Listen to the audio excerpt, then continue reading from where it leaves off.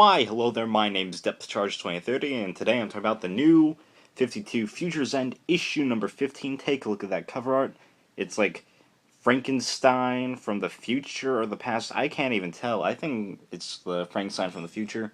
And you can see like Brother Eye in the background there in the red, along with all the future characters who are like cyborgs now, as well as Black Canary's like head mashed into Frankenstein's chest, and I just think it's a great like horror-esque feel to it, which is really appropriate for the whole tone of Future's End. That it is kind of like a horrific cyborg Terminator future gone horrible wrong, and it's just great.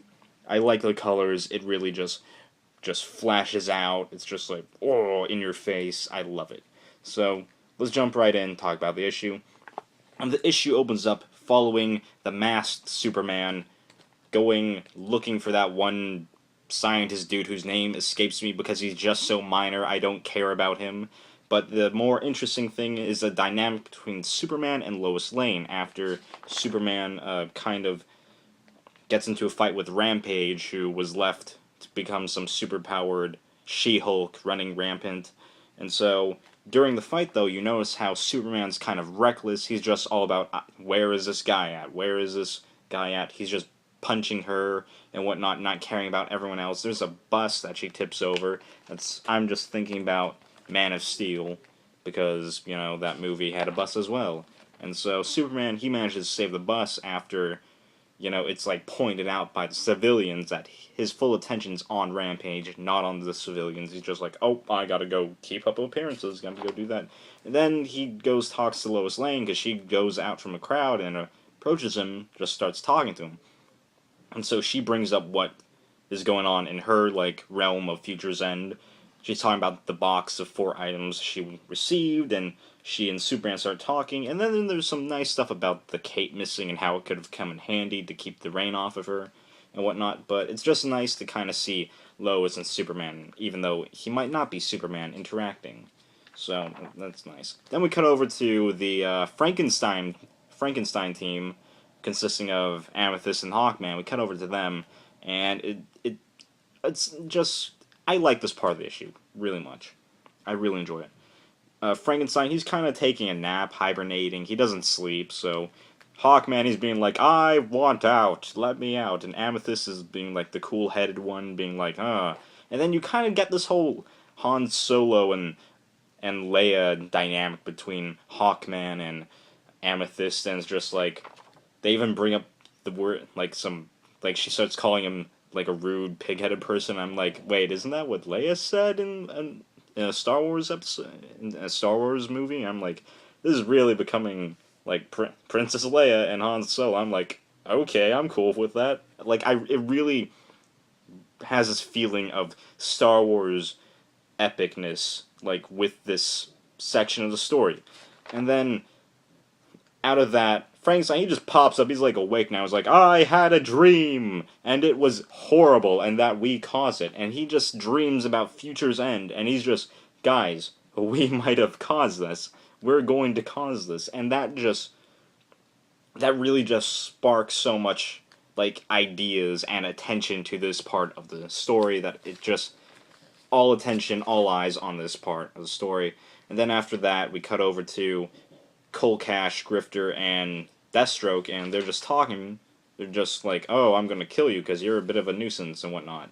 And so Faraday just gets them. It's like, oh, guys, we're gonna go do this. Let's go over here. But then we cut over to Hawk Girl, or Hawk Woman. I don't know what she's called on Earth 2. I'm not following Earth 2 because Constantine, and yeah, and this. And so they're talking. She's talking to some other person, some other Earth 2 inmate named Fury, and they're like, oh, yeah, talking. And then I forget this guy's name, but he's this escape artist guy, like from Justice League Unlimited.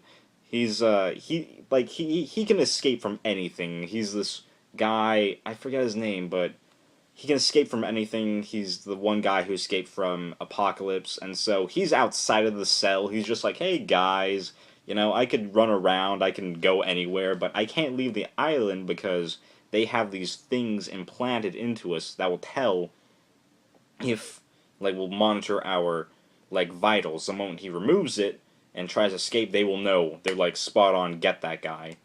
So that's why he's still there. And then after that, we cut over to Constantine, what he's up to. And so he, Midge, and this one, I don't know who this guy is. I think his name's Tommy. I think they mentioned that in a previous issue. And so they're talking to some survivor on a boat from like previous issues ago, like issue 8, and they're talking to him about how he survived, like his crew was attacked by this angel, that whole purple monster brainiac parasite thing. I don't know how to describe how it killed his crew. And now it's up to Constantine and company to find this alien for the planet's sake. So it ends with this. It ends with the angel, as you're calling it, well approaching, well, civilization, and that's where the comic ends. So what I think about Future's End, this was this issue was divided into four, well, parts of like the art. It's okay. It's it's Future's End art. I'm not expecting a lot because it's all divided up. They don't all link up. There's different artists. Everything. My phone's going off over there, but the story itself, I'm intrigued. They really bring like Superman and Frankenstein. They're at the forefront. Although I'm kind of like Grifter and all that. I'm just like, oh, that's just there. It's not really interesting. Although the Earth 2 stuff, that's interesting. That is really interesting. Just seeing Hawkgirl and Fury and Guy, who escapes my name because he's such a great escape artist. He's made me forget who he is. He's just being like, haha, I can leave whenever I want. Remember that. I'm not in there. I'm out here. You're trapped in here with me, Rorschach. Ah. And then other guy, Constantine, he's just doing his own thing, getting in people's pants because he's Constantine. He can talk his way into anyone. So yeah. So overall, I give this issue. It really sparks my attention with like Superman. You see like the small details. He's like, oh, I should probably be acting more super. And you see Frankenstein and co. They're just great to be around. They're intriguing. I'm like, you guys, I don't mind you two hooking up. I would agree. Shipping now, yes. And so it's just great. So if anything, it's not a great issue, but it's a good issue. I give this a 3.5 out of 5. So that's what I think about Future's End number 15. My name is Depth Charge 2030, and I hope you guys enjoyed this video. So yeah, hope you all have a good time or with whatever else you do. So take care.